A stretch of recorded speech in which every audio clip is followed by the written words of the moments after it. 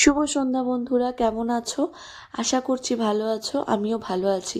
কেন ভালো থাকবো না বলো? আর মায়ের পুজো 5টা দিন বাকি আছে। আমাদের আনন্দ তো আর ধরে না। আমাদের মায়ের পুজো যারা আসতে ভালোবাসে তাদেরও কিন্তু আনন্দ হচ্ছে। আর আমরা সমস্ত কিছু কেনাকাটা আজ থেকে শুরু করলাম। আর এই শাড়ির দোকানটা তোমাদের আগেও দেখিয়েছি, খুবই ভালো।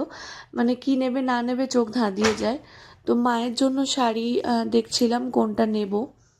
দুটোই ভালো। দাদার হাতেরটা রানী কালার আর আমার হাতেরটা একটু দুধে আলতা কালার। দুটো শাড়ি সুন্দর, কিন্তু যত শাড়ি ফাইন হবে ততই কিন্তু মাকে পরাতে সুবিধা। তো আমার হাতেরটাই বেশি সফট মনে হচ্ছিল প্রত্যেকটা শাড়ির মধ্যে। আর শাড়িগুলো সত্যি খুব খুব সুন্দর দেখতে, আর এই হলুদ শাড়িটাও সুন্দর ছিল। কিন্তু ওই যে বললাম কোনটা সফট হবে একদম, সেই ধরনের শাড়ি আমি নেব। সবার জন্যই শাড়ি নেওয়া হয়ে গেছে।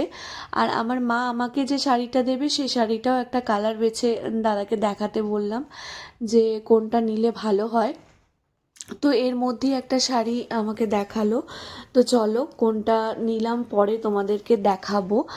আর বেরিয়ে এসে একটু ফুচকা খেয়ে নিয়েছিলাম, কেননা মুখটা খুব ফুচকা ফুচকা করছিল। যাই হোক, রাত্রিরে বিয়েবাড়ি ছিল। বিয়েবাড়ি খুবই ক্লান্ত লাগছিল। বিয়েবাড়ি এসে যাই হোক করে খেয়ে বাড়ি চলে গিয়েছিলাম।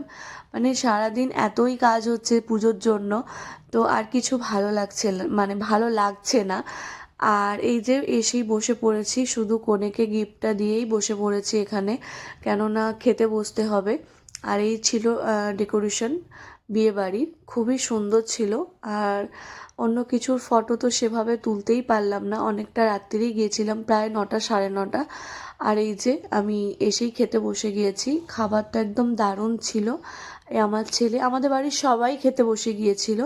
আর সত্যি প্রত্যেকটা রান্নাও খুব খুব সুন্দর হয়েছিল। তো চলো এখনকার মতো টাটা করছি। আমার পুজোর ভ্লগগুলো তোমরা দেখতে থেকো, আমার পাশে থেকো। সবাই লাইক করো, কমেন্ট করো, শেয়ার করে দিও। টাটা।